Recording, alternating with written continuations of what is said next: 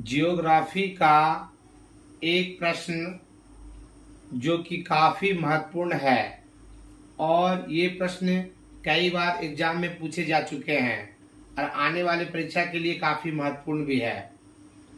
रोपण कृषि से आप क्या समझते हैं? रोपण कृषि होता क्या है? रोपण कृषि वह है जिसके अंतर्गत बड़े भूभाग पर एक बार फसल लगाकर उससे कई बार लाभ प्राप्त किया जाता है।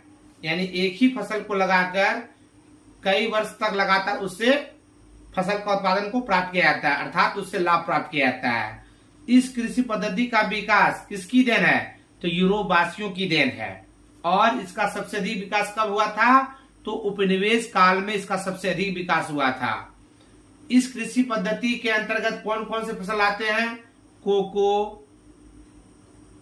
रबड़, कॉफी, गन्ना, ये सब फसल इसके अंतर्गत आते हैं। इसकी विशेषता क्या है? तो यह विरल जनसंख्या वाले क्षेत्रों में इस कृषि पद्धति को की जाती है, अर्थात जहां पे आबादी कम हो। इसके बाद इस कृषि पद्धति के लिए बड़े भूभाग की आवश्यकता होती है। उसके बाद क्या है? इस कृषि पद्धति के लिए काफी पूंजी की आवश्यकता होती है। इस कृषि पद्धति को चलाने के लिए काफी श्रम अर्थात अधिक से अधिक श्रमिकों की आवश्यकता होती है।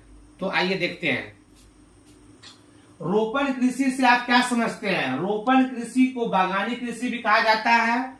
इसके अंतर्गत बड़े भूभाग पर एक बार फसल लगाकर उससे कई बार लाभ प्राप्त किया जाता है। यानी एक ही फसल से कई बार फसलों का उत्पादन किया जाता है, जैसे रबड़, कोको, कॉफी, चाय, गन्ना इत्यादि रोपण फसल का उदाहरण है।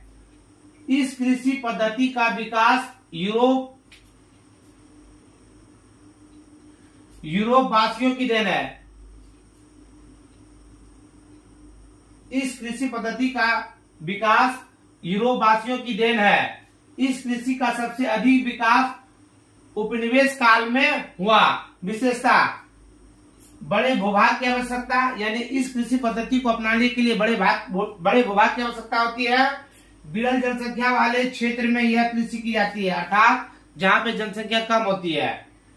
इस कृषि में काफी पूंजी की आवश्यकता होती है, क्योंकि बड़े बागान की आवश्यकता होती है और बड़े बागान में बड़े मात्रा में फसलों को लगाया जाता है, काफी मात्रा में, इसलिए वहां पे अत्यधिक पूंजी की आवश्यकता होती है। इस कृषि में काफी पूंजी की आवश्यकता होती है। इसमें काफी श्रम की आवश्यकता होती है, यानी श्रमिकों की संख्या इसमें बड़े पैमाने पर लगाई जाती है ना। तो ये जो है बहुत ही महत्वपूर्ण है, इसको बढ़िया से तैयारी कर लीजिए। जय हिंद, जय भारत।